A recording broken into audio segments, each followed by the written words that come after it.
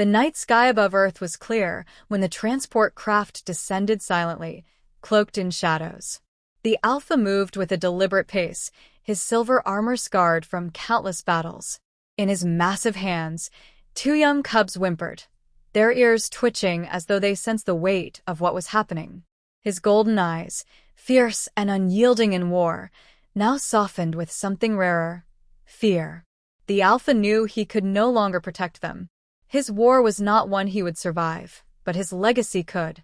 With careful steps, he placed the cubs on the cold earth before a startled band of human soldiers. The soldiers had seen many things in secret operations, but never a towering wolf-like being in full combat gear, carrying children who looked half-beast, half-sentient. They raised their rifles instinctively, though none fired. The Alpha raised one clawed hand, not in threat but in plea. His voice, a low thunder, spoke in halting human tongue. Protect them. Raise them. They will return stronger. His words were not an order, but a command carved in desperation. Before anyone could question him, a signal lit the night sky. Enemy hunters closing in. The Alpha gave his cubs one last glance, then vanished into the darkness, leaving the children in human care. The weeks that followed were filled with uncertainty. The cubs, named Kale and Rin by their caretakers, were unlike anything the humans had known. They were too advanced to be mere animals, too alien to be considered ordinary children, and yet their eyes held the raw vulnerability of both. Some in the research unit wanted them isolated, studied, dissected for what they might reveal about extraterrestrial evolution. Others argued for nurture, insisting they were still just children, lost and afraid. In the end, secrecy prevailed. A small facility tucked away from the public eye became their home, where soldiers, scientists, and teachers all played roles in shaping their lives. Kale grew first in strength. Taller, sharper, restless, he absorbed discipline like dry ground drinking rain. He shadowed the soldiers in their training fields, mimicking their movements until his body learned their rhythm. Rin, quieter but no less determined, followed the scientists. She watched, listened, and questioned, her curiosity as fierce as her brother's instincts. Where Kale embodied action, Rin embodied thought, and together they became something balanced. The humans who raised them found themselves forming bonds they had not anticipated. One sergeant, hardened by years of combat, softened when Kale once placed a clawed hand on his shoulder after a drill, mimicking the gesture he had seen the man give his comrades. A young teacher, burdened by loneliness, found joy in Rin's endless curiosity and the way she asked questions about the stars as though they were family she had yet to meet. Yet beneath the warmth of this unusual upbringing lay a current of unease. The cubs were not like human children. Their growth was accelerated. By the time they were 10, they stood taller than most adults, their bodies armored with natural resilience, their minds sharp with a mixture of human logic and something older, wilder. Sometimes they spoke of dreams in voices not their own, visions of a great Alpha, a father whose face they barely remembered, calling them back across the stars. It unsettled their caretakers, who began to understand that this arrangement, however nurturing, could never last forever. Conflict grew not only within the cubs, but among their guardians. Some argued that the children were destined to be soldiers, weapons forged for a war humanity did not understand.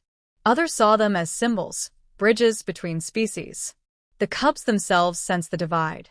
Kale leaned toward the path of the warrior, his instincts urging him to sharpen his claws, to lead, to protect. Rin resisted, clinging to the lessons of compassion, strategy, and balance. Yet even she knew their lives were not their own. They were heirs to something vast, and Earth was only a chapter in their story. One evening, as the sun sank and shadows stretched long across the training grounds, Kale stood with Rin watching their human caretakers drill. The cadence of orders, the synchronized movements, the sense of unity, all of it stirred something deep inside them. Kale's voice broke the silence, low but resolute. "We are not meant to stay. Father calls to us still." Rin did not answer at once. Her gaze lingered on the soldiers who had taught them loyalty, the scientists who had taught them reason, the teacher who had taught them empathy. Finally, she whispered, "If we leave, we do not return as children. We return as more." That night, their dreams merged into one. They stood upon a battlefield beneath a vast alien sky, their father's shadow looming before them. His voice echoed, not a command but a truth. "You are of me, but you are also of them. Carry both. Return stronger." When they woke, neither spoke of the dream, but both understood. Their time on Earth was finite. One day, the stars would call them home. The humans sensed the change as well. The cubs were no longer helpless dependents. They were becoming leaders, their presence commanding respect even from battle-hardened soldiers. Tension settled over the facility like a quiet storm. What would happen when they left? Would they fight against humanity or alongside it? The uncertainty gnawed at every heart that had grown attached to them. The answer was not yet clear, but the cubs themselves felt no hesitation. Their path was carved in two worlds, the feral strength of their bloodline and the compassion of their human upbringing. When the time came, they would have to choose which side to find them, or whether they could forge something new entirely. For now, they remained under human care, growing, learning, and waiting for the call that would one day take them away. And though none would say it aloud, all who had raised them knew one truth with painful clarity. When Kale and Rin left, they would not be returning as cubs, but as something far greater, carrying the weight of both Earth and the stars upon their shoulders. The night sky above like a blade being sharpened on transport craft, each stroke shaping Kale, cloaked in shadows, into something their caretakers The Alpha moved with a deliberate pace. By the time they left Earth, they were no longer children, but towering figures clad in armor. Two young cubs whimpered, pulse with life, their ears twitching their as though they sensed the weight of what was happening. When the call came, a transmission carried on frequencies only their kind could hear. With something rare, they did not hesitate. Fear. They promised their knew human he guardians could no they longer would protect return. them. Though His none war could was say not in one what he would form. survive. The But his farewell was legacy quiet, heavy with with unspoken steps. words. He placed the cubs As on the transport cold earth that before carried them away startled reached the clouds. of human soldiers. Those left behind The soldiers felt had as seen though the many world things itself in had secret shifted, operations, as if but something never both a towering precious and wolf-like dangerous being in full had combat slipped from gear, human hands carrying into children the who unknown. looked half-beast, Beyond Earth's half-sentient. skies, They Kale raised and their Rin rifles entered a galaxy instinctively, in turmoil. though none fired. The Lupiner, The Alpha once raised feared one as clawed fierce hand, and noble warriors, not in threat, had but been in reduced plea. to slaves His under voice, an a low empire thunder, vast and spoke merciless. in halting human Entire tongue. packs were broken. Protect them, Forced to raise fight them. wars not They their will own. return stronger. Their heritage twisted His words into were not chains. in order. The cubs but a who had been left command behind carved were in no longer desperation. cubs at all. Before They anyone were could heirs question to a him, shattered a people. signal lit the night Kale's sky. heart burned with rage Enemy as hunters he saw the closing suffering in. of their kin. The Alpha gave while his Rin's cubs mind one last turned glance, cold and then sharp, vanished into calculating the the darkness, patterns of leaving oppression. the children in The human weaknesses care. in the weeks that followed were filled Together, with uncertainty. they carried the cubs, something unique, named Kale and an Rin by their inheritance caretakers, of two worlds. were unlike Kale anything was the quick humans to had rise known. among their kin. They were too His advanced to presence be mere commanding animals, obedience. too alien His to be strength considered was ordinary undeniable, children. but It and was yet their their eyes eyes held the raw tempered by the vulnerability of discipline both. he had learned Some from in the human research soldiers unit wanted them that isolated, inspired others studied, to follow. dissected for He did what not they might simply reveal fight with about fury. extraterrestrial He fought evolution. with structure. Others weaving argued for packs nurture, into units, insisting units they were into still armies. just children. Rin stood at his Lost side, and afraid. her voice calm in the end, and deliberate. Secrecy Her prevailed. strategies drawing a small from human facility lessons tucked of away from the patience public and eye misdirection. became their home. She Studied studied enemy soldiers, supply chains, scientists, communication and teachers networks, all played and roles morale, in shaping wielding their lives. information as Kale deftly grew as Kale first in wielded a strength. blade. Taller, Where he roared, sharper, she restless. whispered. He absorbed And together they discipline became like dry a force ground the drinking empire rain. could not He easily shadowed predict. the soldiers in They their began training small, fields, striking mimicking their their movements movements on the until his fringes body of learned their occupied rhythm. worlds. Rin, freeing slaves, quieter but and no no less less desperate, determined, followed the the Lupiner, scientists. who had long forgotten She watched, pride, raised their listened, heads and once questioned. more. Her Other curiosity oppressed as species, fierce, scattered as her and brother's broken, instincts. saw in Where Kale and and Rin embodied promise action, greater than Rin vengeance, embodied thought, the possibility and of together freedom. they became something Each victory balanced. swelled their numbers. The humans who Their raised them army found evolving themselves from a band of forming rebels bonds into they a had legion not bound anticipated. not by blood, One sergeant, but by a shared hardened dream. by years of What combat, astonished their enemies softened most when was Kale not the once ferocity placed of their clawed attacks, hand on his shoulder expected after from a drill, wolf-blooded warriors, mimicking the gesture but the discipline, he had seen the man give coordination, his comrades, the a distinctly young human teacher, touch to their burdened methods. by loneliness. They laid traps, found joy feigned in retreats, Rin's cut off endless curiosity, curiosity and the way and she struck asked with questions precision about where the stars brute force as though would they have were sufficed. family.